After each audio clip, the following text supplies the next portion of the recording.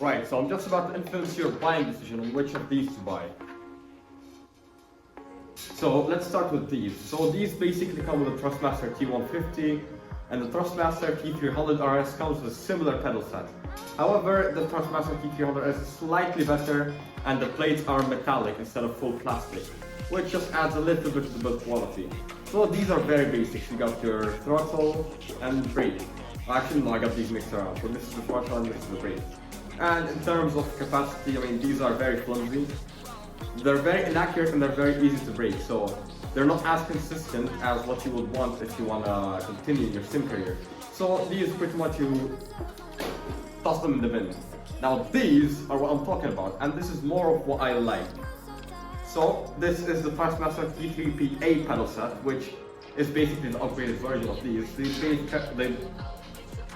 They both came around at the same time, maybe 1 year difference. I don't really know, I didn't really check. However, all I know is that these are the superior pedals. Now, in terms of modifications, those ones you cannot modify, this one you can. And in modifications, you can basically change the springs. I've seen people do crazy mods such as pressure-based braking instead of the travel-based that you usually have. And it's just crazy, it's very modifiable and just a good platform. And the biggest change is this one. As you can see, there's screw holes everywhere. You could mount it to a rig. That one, you're gonna have to duct tape it or glue it. So if you want to continue in your sim career, this is basically the better option. So I'm gonna influence your buying decision. Now, both the Thrustmaster T300 RS and the T150 come with the option to buy the T3PA pedal with it. And you have the other option to buy the normal ones, which are these. You could buy these, but they're horrible. This is much better, and that's my opinion. Now I'm gonna get to the reason now, aside from being able to modify it. Ouch. Yeah, so these, obviously you have the clutch pedal, which is not present there. So now you could have the H8 shifter, if that's good, if that's the name. Don't really know which, I'll just slap it in during editing. Right, now these are a much better option, especially since they are modifiable, and I got these used for right around 200 dirhams, 50 euros or $54 for those in the US. Now it's a very similar price to that one, which is right around that price range if you get it used. However, you could find these for right around $25, 25 euros. This one's just much cheaper pedal set, and usually they come broken. Why not just buy this in the beginning if you know you're gonna be deep in sim racing? Now here's the thing, when I first bought my T150, I didn't really know anything about sim racing, and that's why I got stuck with these pedals, which I found to be quite limited when I started expanding my sim racing. So when I started racing professionally and I joined Yas Heat right around September 23, I found my big issue, which was these brakes. They weren't good.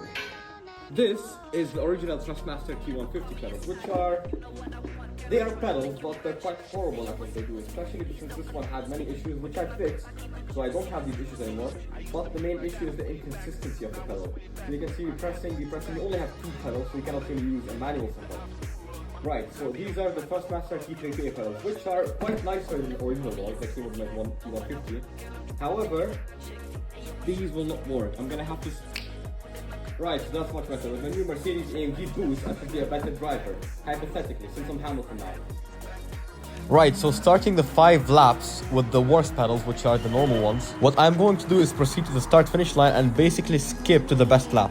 So as we go through the final chicane, you can see I have the pedal cam and the external cam of the car. Now, the most annoying issue with the normal pedals is they're very light and flimsy, so you literally have to pin them down with your heel to keep them steady, which just takes away a bit of your focus while driving, and you have another thing to worry about, which in turn makes you slower in the long term. Since sim racing is a very mental sport, anything that is mentally tasking will in fact slow you down. So basically you want to take away as many things to worry about as possible, and in terms of driving there isn't really much, but in terms of your equipment there is a lot you could improve on. So as we approach one of the most corners that require precise braking, you can see I'm on and off with the braking, just making sure I don't mess up too bad. And if you look close, you can see the first 10% of movement do not register on the virtual axis, so this is a bit of travel that you cannot use, which gives you less braking range range and increases your braking sensitivity, overall making it harder to guess where your pedal is. So there has to be a lot of guesswork between you and the pedal, which obviously isn't present on load cell braking technology, but we don't have that here. We're stuck with a very inferior travel-based braking pedal.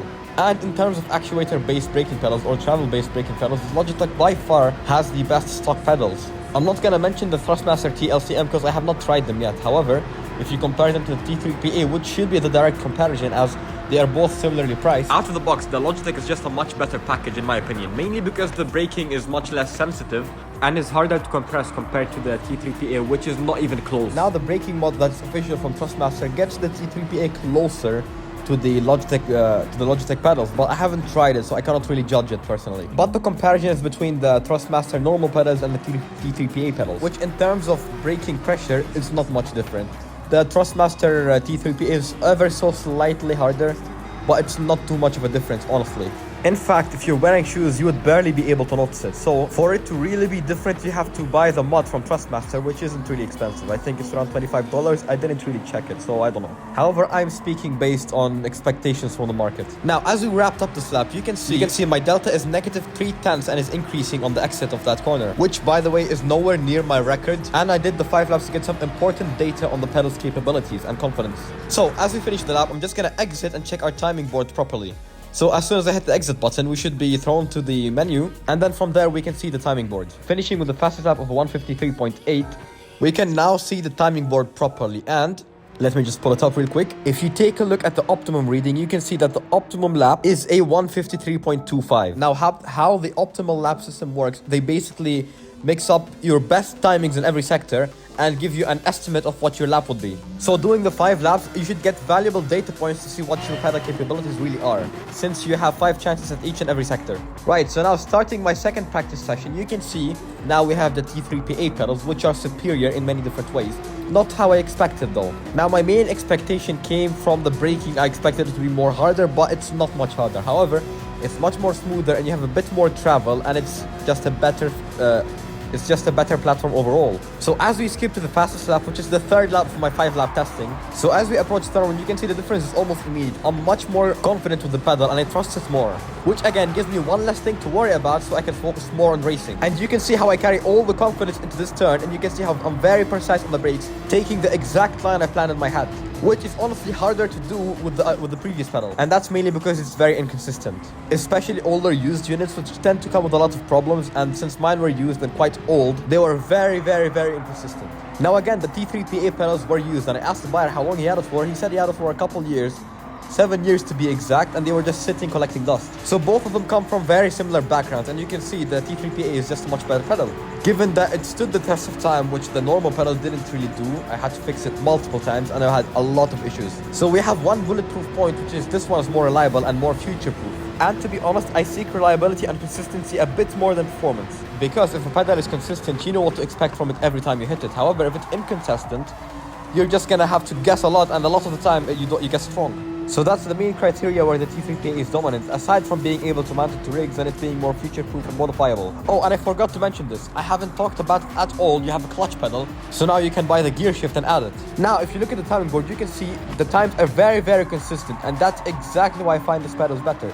You can just, again, be consistent with it and not worry too much about other stuff that could take away from your focus. Now, as we approach the final 2 corners, being a chicane, 1 left-hander and 1 right-hander, I'm hard on brakes, confident on the pedal. I ride the brakes all the way through, smoothly applying the throttle, cut back, switch to 2nd gear, and then smoothly applying the throttle once again, powering out of the exit, which gives me a very good exit, and it makes all the difference on the time I had before on the Ghost. Now, the next 2 laps were actually better than the ones I took. However, I did make a couple silly mistakes, so I couldn't really complete the laps in optimal timings. One of them I gained the penalty and the other I actually spun. So now you can see we're almost a second faster. I think just over a second faster actually. Finishing with a 152.4. So exiting the reward claim area, you can see this is the timing board. And you can see if you take a close look at the optimal time, yeah, it's actually near 152 dead, being a 152.050, which is rapid. Now I'm gonna pull the 2 timing boards side by side, and again, here is the optimal area. You can cross-reference it yourself. Now the left one being the normal pedals and the right one being the T3PA pedals, which are the upgraded version. Now I know you are curious to that fastest lap, which actually was set on the newer pedal. So I'm gonna leave you to watch it with the music.